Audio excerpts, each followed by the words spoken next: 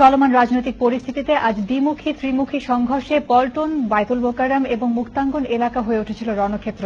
সংঘর্ষে নিহত হয়েছে 5 জন, আহতের সংখ্যা 3 শতাধিক। এদিকে শ্রমিক দল, 14 দল এবং জামায়াতে ইসলামী সমাবেশে ডাক দিয়েছিল এই এলাকায়। সংঘাতের আশঙ্কায় পুলিশ এই এলাকার সমাবেশ নিষিদ্ধ করে। সকাল থেকেই রাজধানীর বিভিন্ন পয়েন্ট দিয়ে এই এলাকার দিকে আসতে থাকে 14 দলের অসংখ্য মিছিল। বঙ্গবন্ধু শেখ মুজিব বিশ্ববিদ্যালয় থেকে মিছিল বেরোনোর সময় সংঘর্ষ বাধে। মিছিল করে আসা 14 দলের সঙ্গে জামায়াতে ইসলামীর কর্মীদের সংঘর্ষ বাধে বায়তুল মোকাররম এলাকায়। সকাল থেকে সেখানে ছিলেন আমাদের রিপোর্টার আরফিন ফয়সাল, তিনি জানিয়েছেন।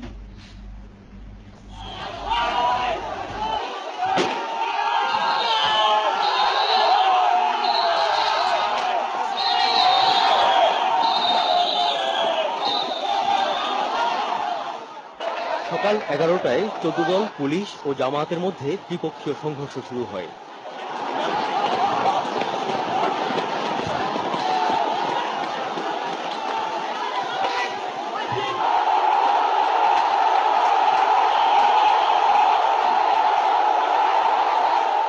এতে বায়তুল মোকাররমের উত্তর গেট, দক্ষিণ গেট এবং পল্টন এলাকা রণক্ষেত্রে পরিণত হয়।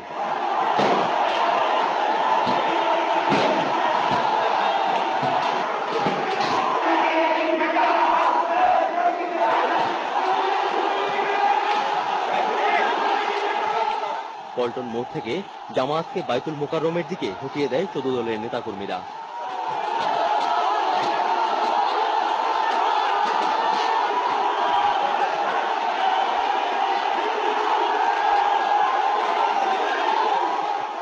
জামায়াত প্রথমে হটে গেলেও আধা ঘন্টার ভেতর শক্তি বৃদ্ধি করে পাল্টা হামলা চালায়।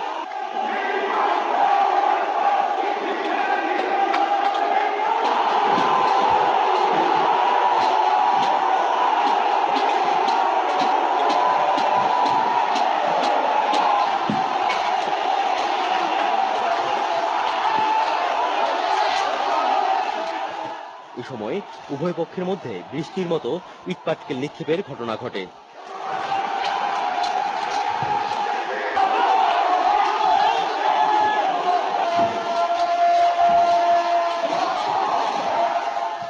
দল নেতারা অভিযোগ করেছেন, জামায়াত ক্যাডাররা তাদের নেতাকর্মীদের লক্ষ্য করে কমপক্ষে 20 রাউন্ড গুলিবর্ষণ করেছে।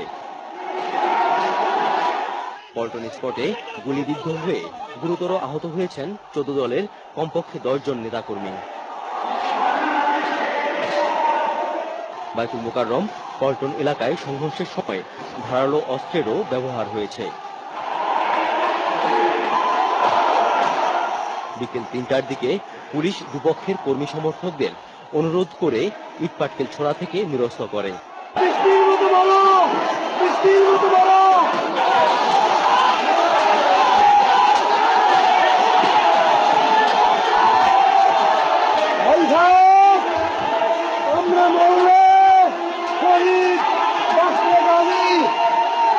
এ হলো আগামী নির্বাচনকে সামনে রেখে মাঠ দখলের লড়াই। জোট সরকারের ক্ষমতার মেয়াদ শেষ হওয়ার একদিন পরেই রাজপথে এ ধরনের দৃশ্য দেখা গেল। রাজনীতি বিশ্লেষকদের মতে দেশের জন্য এখন যা দুর্ভাগ্যজনক তা হলো এ ধরনের পরিস্থিতি সমাধানের জন্য বা মধ্যস্থতা করার জন্য বা নিরসনের জন্য কোনো সর্বজন গ্রহণযোগ্য অভিভাবকের অনুপস্থিতি। Arfin Faisal, channel I, Dhaka. এই একই এলাকার বিকেলের পরিস্থিতি সম্পর্কে আরো জানিয়েছেন সন্তোষ মণ্ডল।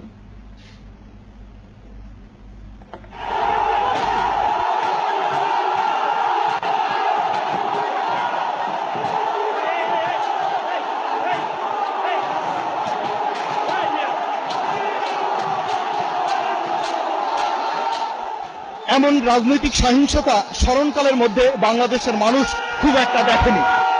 এরশাদ সরকারের আমলে যখন আন্দোলন সংগ্রাম চলত, এই পুরানো পল্টন মোড়, মুক্তাঙ্গন এবং আশপাশের এলাকা তখনও রণক্ষেত্রে পরিণত হয়েছে ঠিকই, কিন্তু আজ জামাত এবং শিবিরের সঙ্গে 14 দলের নেতাকর্মীদের সকাল থেকেই যে দফায় দফায় সংঘর্ষ চলছে তা সত্যি ভয়াবহ। এমন গুলাগুলি, বোমাবাজি, প্রকাশ্যে এ ধরনের সহিংসতার ঘটনা স্মরণকালের মধ্যে আর ঘটেনি, মানুষ তেমন একটা দেখেও নাই।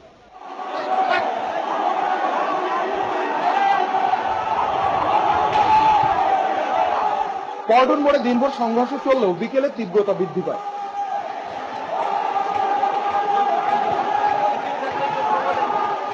দফায় দফায় চলা সংঘর্ষে উভয় পক্ষের মধ্যে অন্তত 500 রাউন্ড গুলিবর্ষণের ঘটনা ঘটে, আর হাতবোমার বিস্ফোরণ ঘটে কয়েকশো।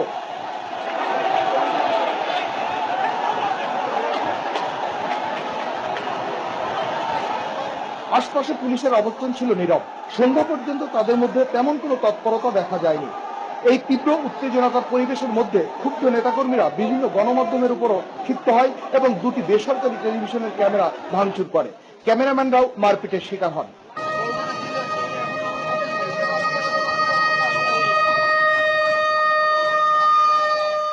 সন্ধ্যায় ফায়ার সার্ভিসের কর্মীরা এসে পল্টন ও আশপাশের এলাকার আগুন নিয়ন্ত্রণে আনেন।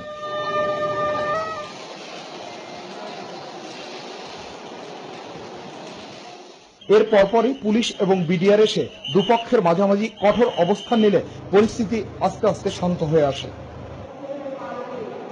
সন্তোষ মণ্ডল, চ্যানেল আই, ঢাকা। সকালে 14 দলের পল্টন ময়দান দখল করার চেষ্টায় বাধা দেয় পুলিশ। সে সময় সেখানে ছিলেন আমাদের রিপোর্টার মাহবুব মতিন। সংঘর্ষটা শুরু হয় এইভাবেই। আওয়ামী লীগের লগি বৈঠক মিছিল থেকে হামলা করা হয় পুলিশের গাড়ির উপর। হামলাকারীরা এর পরপরই ধেয়ে যায় স্টেডিয়ামের গেটে ব্যারিকেডের ভিতরে অবস্থানকারী পুলিশকে লক্ষ্য করে। পুলিশও পাল্টা জবাব দেয় ইট পাটকেল ও টিয়ারশেল ছুড়ে।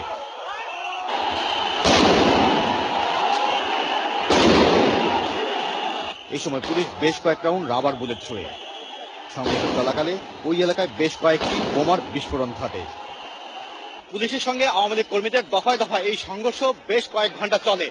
আওয়ামী লীগের কর্মীদের এত সমাগম ঘটেছে যে এবং তারা পুলিশের উপর যেভাবে হামলা করেছে, এক পর্যায়ে পুলিশ অবরুদ্ধ হয়ে পড়ে স্টেডিয়ামের ভিতরে এবং পুলিশের কোনো উপায় ছিল না এই বিশাল জনসংখ্যাকে সামাল দেওয়ার। সকাল থেকে ঢাকা ও ঢাকার আশেপাশের বিভিন্ন এলাকা থেকে বৈঠা লগির মিছিল এসে জমায়েত হয় আওয়ামী লীগ কেন্দ্রীয় কার্যালয়, 0 পয়েন্ট ও বঙ্গবন্ধু এভিনিউতে। পল্টন ময়দানে আওয়ামী লীগ ও শ্রমিক দল একই সময় সমাবেশ করার ঘোষণা দিলে পুলিশ সেখানে 144 ধারা জারি করে এবং ময়দানে ঢোকার সবগুলো প্রবেশ পথে ও আশেপাশের সড়কে অবস্থান নেয়। পুলিশ এই সময় পল্টন ময়দানের চারদিকে ব্যারিকেড দেয়। সেই ব্যারিকেড ভাঙার আরেক দফা চেষ্টা হলে পুলিশ ব্যারিকেড থেকে বেরিয়ে এসে ব্যাপক দেয়। ঠিক একই সময় নবাবপুর থেকে আসা 14 দলের কর্মী সমর্থকদের সঙ্গে পুলিশের সংঘর্ষ হয় গোলাপ শাহ মাজারের কাছে। এখানেও পুলিশ কয়েক রাউন্ড রাবার বুলেট ছোড়ে এবং বেশ কয়েকটি বোমা বিস্ফোরিত হয়। বিক্ষুব্ধ কর্মীরা এই সময় রমনা ভবনের দক্ষিণে হকার্স মার্কেটে আগুন ধরিয়ে দেয়। প্রায় 1 ঘন্টা পর ফায়ার সার্ভিস এসে আগুন নিয়ন্ত্রণে আনে। মাহবুব মতিন, চ্যানেল আই, ঢাকা। যাত্রাবাড়ি ও দয়াগঞ্জ দিয়ে আসা 14 দলের মিছিলের কাছে ছিলেন আমাদের রিপোর্টার সঞ্জয় চাকি। সকাল থেকে 14 দলের নেতাকর্মীরা যাত্রাবাড়ি ও পার্শ্ববর্তী এলাকায় ঢাকা চট্টগ্রাম ঢাকা নারায়ণগঞ্জ সড়ক একের পর এক মিছিল দিয়ে দখল করে নেয়। বেলা 11টার দিকে একটি মিছিল পল্টন যাওয়ার পথে বিএনপি নেতাদের নির্বাচনী বিলবোর্ড ভাঙচুর করে। এপিবিএন এর গাড়ি সহ কয়েকটি গাড়িও ভাঙচুর করা হয়। এসব রাস্তায় আগুন জ্বালিয়ে অবরোধ সৃষ্টি করা হয়। দুপুর 1:15টার দিকে যাত্রাবাড়ি জনপদ মোড়ে বিএনপির একটি মিছিল এলে উভয় পক্ষের মধ্যে তুমুল সংঘর্ষ বেঁধে যায়। 10 জন আহত হয়। এ সময় দুপুর 2টার দিকে দয়াগঞ্জ মোড়ে আওয়ামী লীগ ও বিএনপির সংঘর্ষে আহত হয় আরো 15 জন। এসব সংঘর্ষ নিয়ে পরস্পর বিরোধী অভিযোগ তোলা হয়। সংসদ সদর কার্যালয়ে আগুন দিয়েছে, আবার আমাদের থানা বিএনপি কার্যালয়ে আগুন দিয়েছে। আজকে আমরা শান্তিপূর্ণ মিছিল যাবার লাগছিলাম, এই মিছিলে হামলা দিচ্ছে। না, এটা মিথ্যা, এটা আওয়ামী লীগের স্বভাব। বিকেলে কাশপুরে আওয়ামী লীগ ও জামায়াত সমর্থকদের মধ্যে ব্যাপক সংঘর্ষ হয়। 14 দলের নেতাকর্মীরা পল্টন যাওয়ার পর দুপুরের দিকে বিএনপি নেতারা যাত্রাবাড়িতে আবারও বারবার মিছিল বের করে, কিন্তু এই মিছিলের পরও সড়ক অবরোধ মুক্ত হয়নি, থামেনি সংঘর্ষ। বিকেলে যাত্রাবাড়ি, দয়াগঞ্জ ও কাশপুরে আবারও দফায় দফায় সংঘর্ষ হয়েছে। সঞ্জয় চাকি, চ্যানেল আই, ঢাকা। শাহবাগ এলাকায় ছিলেন আমাদের রিপোর্টার মোস্তফা মল্লিক। তিনি জানিয়েছেন বঙ্গবন্ধু শেখ মুজিব মেডিকেল বিশ্ববিদ্যালয়ে সংঘর্ষের খবর। সকাল 9টার দিকে বিশ্ববিদ্যালয় প্রাঙ্গণ থেকে আওয়ামী লীগ সমর্থিত স্বাধীনতা চিকিৎসক পরিষদ একটি মিছিল নিয়ে পল্টন ময়দানের দিকে এগিয়ে যাওয়ার চেষ্টা করলে বিএনপি সমর্থিত ডক্টরস অ্যাসোসিয়েশন অব বাংলাদেশ ড্যাবের নেতাকর্মীরা মিছিলে বাধা দেয়।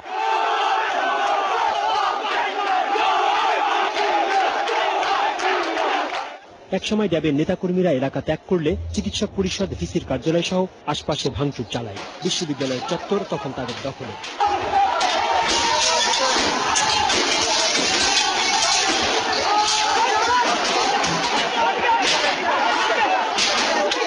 বেলা 12টার দিকে হাসপাতালের বাইরে থেকে আওয়ামী লীগের কর্মীরা ড্যাব কর্মীদের উপর হামলা চালায়। জ্বালিয়ে দেওয়া হয় আগুন, শুরু হয় ভাঙচুর, লুটপাট।